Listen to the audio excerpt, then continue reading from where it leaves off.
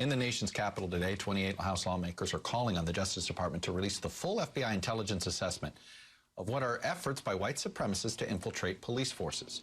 The investigation from 2006 was released with heavy redactions. It claims that infiltration could potentially, quote, lead to investigative breaches and can jeopardize the safety of law enforcement, sources, or personnel. Joining us now is Democratic Congresswoman from California, Torres, who is leading this charge.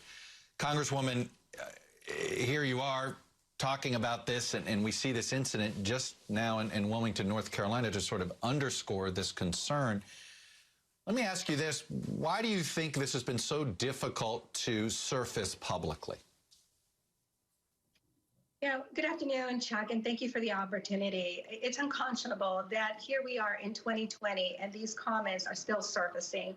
And this report that was drafted back in 2006, so nearly 14 years later, Congress still has not been able to fully view an unredacted report.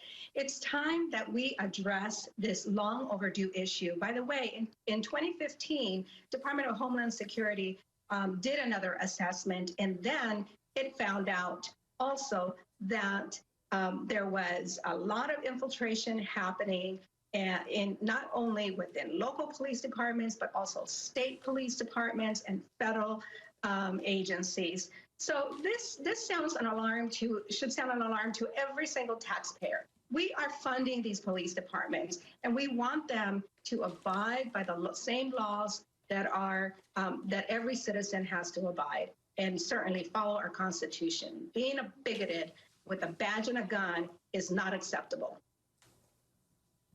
So you write in your letter, Congresswoman, that the DOJ and FBI have not taken sufficient actions to prevent white supremacists from entering the ranks of law enforcement.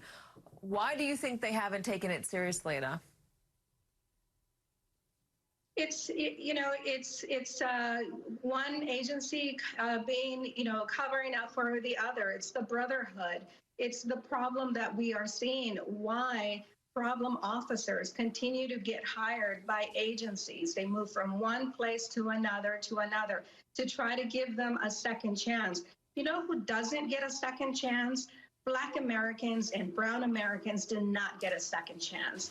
When we heard those words, that one word, mama, coming out of Mr. Floyd's mouth, it activated every single mother in the U.S. and across the world. We want action. We want our police departments to be upstanding citizens of this country.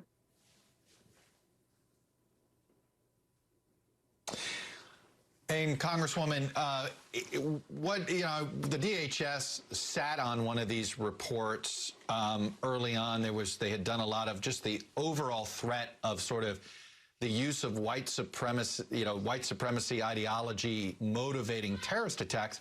And I believe even the State Department is concerned about this now.